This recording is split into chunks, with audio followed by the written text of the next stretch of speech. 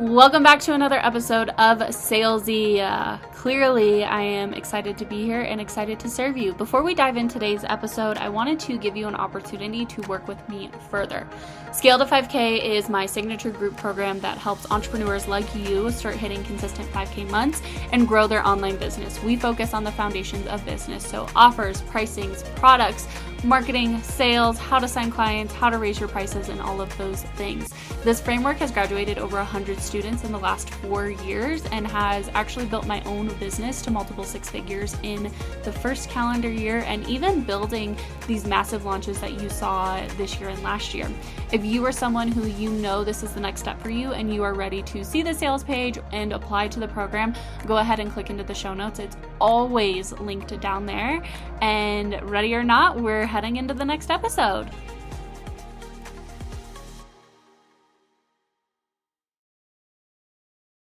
To the Salesy podcast. I don't really have any words to start off this podcast, even though this is a voice-based platform. Coming into 2025, there is a really big need for online business owners to understand buyer psychology and why it's the key to selling more. And what I've seen a lot of people do right now is buy these little micro master resell right courses. We have silent buyer theory and we have all these other things. And what's holding back a lot of people from learning this is learning this in a comprehensive manner. If you are new and you don't know anything about me, I will tell you that I have been teaching buyer psychology longer than most people have been in business who are selling those courses. I actually have a minor in economics, and behavioral economics would have been my concentration if the school allowed it. My minor is in economics of Southeast Asia, which to you sounds like complete garbage, right? But to me, that taught me a lot about consumer behaviors, because Southeast Asia is actually an emerging market with places like China and Thailand, Vietnam growing and moving out of this post-industrialization, wow, that's a hard word, and allowing people to have a capitalist or free market economy that we've experienced. This is something that when I started diving into it, it was marrying the sales knowledge that I knew from 5 years in a sales career, being in the online space, and starting to read more books like Influence by Robert B. Cialdini, Why She Buys by Bridget Brennan, and all these other things. And so when we talk about buyer psychology, using this interchangeably with behavioral economics, which is a buy good, how does this actually affect how you're doing it? This is also something, too, that I've taught inside of a course that most of my clients have had access to in some capacity, and it's changed their marketing and their sales process because they understand the different levers to pull and how to do it. So getting into the basics of buyer behavior. You are a consumer. Whether you are buying goods, services, is that on Amazon, is it local, and you have a belief system that will influence it. 90% of your decisions are made on a subconscious level, which is basically all of your decisions when it comes to consuming, because you're not really fully thinking about what you're buying. And that's where it's been really interesting about buyer behavior, is that this belief system, which is in the subconscious, influences buying decisions.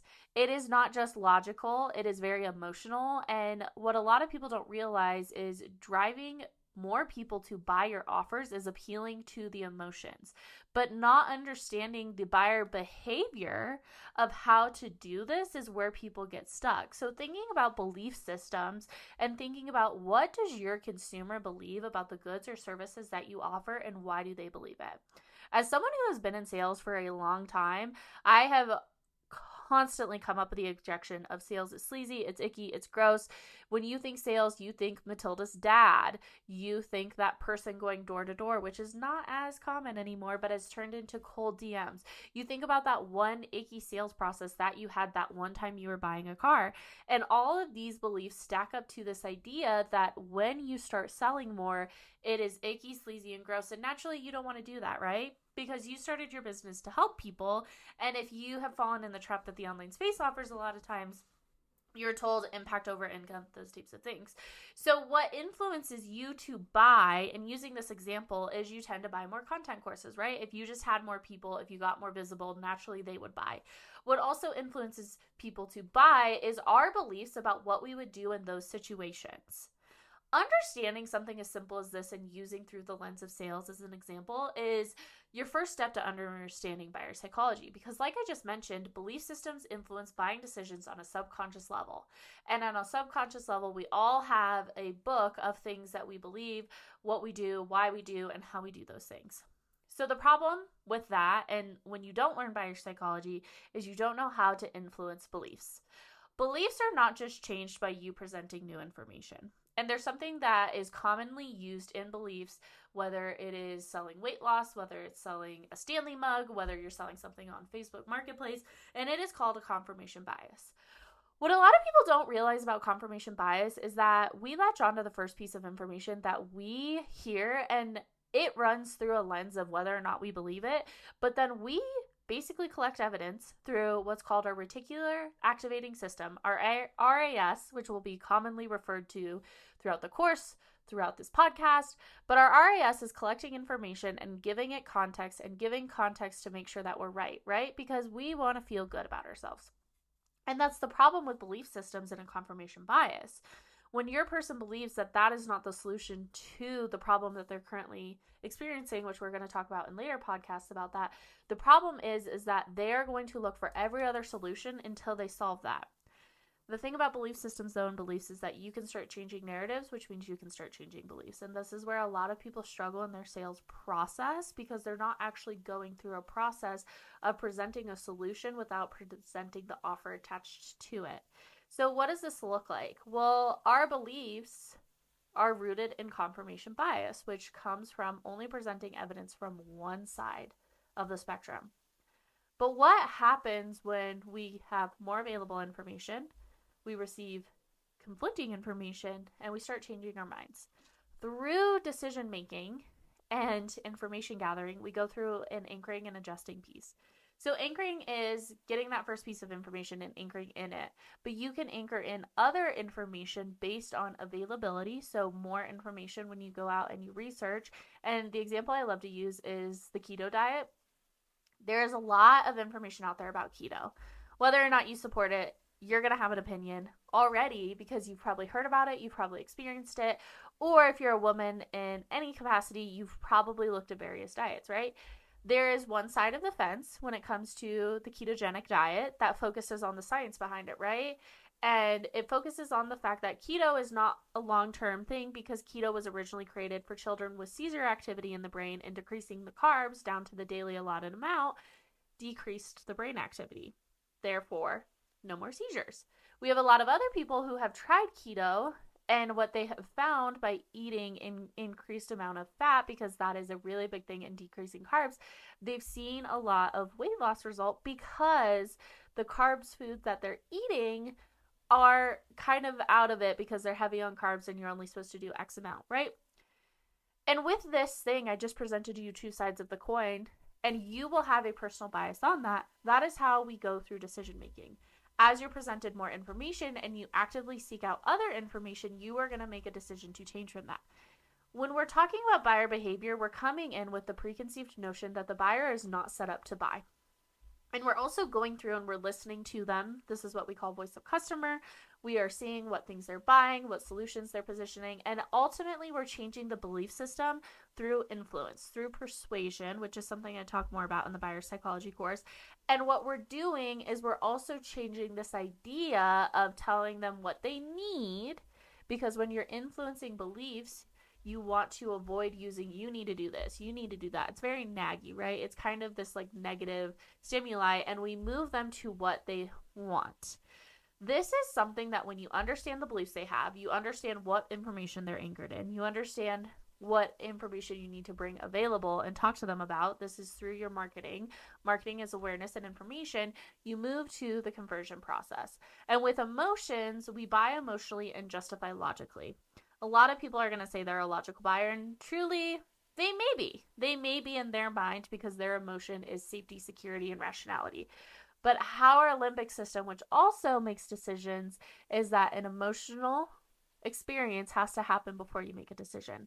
And so what happens with a lot of people is that they say they're doing it logically, and what they're doing is they're getting triggered on this emotion of safety, security, and they're risk averse, which if you don't know what risk averse means, it's just you don't want to risk things. Most entrepreneurs start out risk averse and then move to being just pro risk. They know that if they risk something, they're going to make money. Long story short, wrapping this up, you have to understand emotions around that. And emotional marketing is not you coming out and outing a bunch of people. I had a mentor who taught that emotional marketing is understanding these emotions caused by the beliefs which tap into buyer behavior. A practical example today that you can take from this podcast episode is looking at your messaging and simply looking at, are you talking about what they need versus what they want? I had a mentor teach me where it was putting the carrot in the carrot cake. It's kind of like the vitamin versus the pill. There's a lot of marketing messages around it, right? A vitamin is going to be something that you take infrequently. It's not going to be something that's going to solve something. And people think they need vitamins to feel better. They also want vitamins to feel better, right? Where a pain pill is something that they have to take or they're going to experience that. When we're talking about what people need versus what they want, I want you to focus on what they want. Freud talks about pain versus pleasure, and one of the problems that I see, something that you can do today that can actually practically shift your messaging as you're selling, wanting to get more consistent clients, and starting to dive into buyer psychology, is looking at your messaging through the lens of what they need versus what they want. The increased conversion comes from speaking to what people want, right? Because at the end of the day, we know what we need, but that need feels like a pain. That need feels like, oh, I have to do this versus what we want. And we are still, even though people will say they're logical, rational, we are very pleasure-driven mammals at the end of the day. When you're looking at your messaging and starting to dive into what does buyer psychology look like from the perspective of being able to shift conversions, instead of telling them what they need, the systems, the sales strategy, the kick in the ass that most entrepreneurs need, what I want you to focus on is what they want in their words. This is an example, but when I was launching Consistent Sales System, before I did my first $100,000 launch, and I actually did about $110,000 in 10 days, it was wild. I thought that people wanted to spend more time with their clients and spend less time finding them, right? What they needed to do was have a way to continue to maintain client relationships and spend time with them. What people actually wanted, and when I shifted the messaging to spend less time selling and making more money, which is the same concept, right? Spending less time finding clients and spending more time with them. It's a very simple shift, right? But what they need is to have a client acquisition and retention strategy versus having clients and make more money, spend less time. When I shifted that is when the messaging changed, because I moved out of this place of need and I moved into what they want. People always want to make more money and do it in less time, and that's why people invest in coaching is a shortcut. And if you don't teach about money, think about the end results. This is a little tangent, but again, shifting to what they want is their end goal. What they need is what you're going to give them. So if you are someone who you're like, I am struggling to sign consistent clients and I'm wondering why, what do they want? Get out a piece of paper. What do they want on the left side? What do they need on the right side? Are you speaking to wants or needs? If you haven't, go ahead and make sure you rate, subscribe, and catch more episodes of the Salesy podcast. We are looking at doing about one a week. And for this next big chunk, we are talking a lot about buyer psychology, sales psychology, and how you can make more money in your online business. So thanks for listening, and I'll see you all later. If you have loved today's episode, make sure that you rate and review the Salesy podcast on whatever your preferred platform is. Rating and reviews does help us push out to more people, get more listeners, and be able to serve you deeper. If you haven't, go ahead and check out the show notes. We have everything linked down there. And if you are listening to this episode and you love it, go ahead and screenshot it, share it on Instagram, and tag me. Before we leave today, I want to remind you that Scale to 5K is still open for enrollment. This is a signature group program focusing on laying your business foundations, helping you hit 5K cash months consistently, so over 6 and 12 months, and being able to build your online business. This has graduated over 100 students, and this framework is near and dear to my heart because it actually helped me make my own first 5K in my business and helped me rebuild my business after leaving last year. So if you are called and ready, go ahead, click down into the show notes. The sales page is linked down there, and I will see you on another episode of Salesy.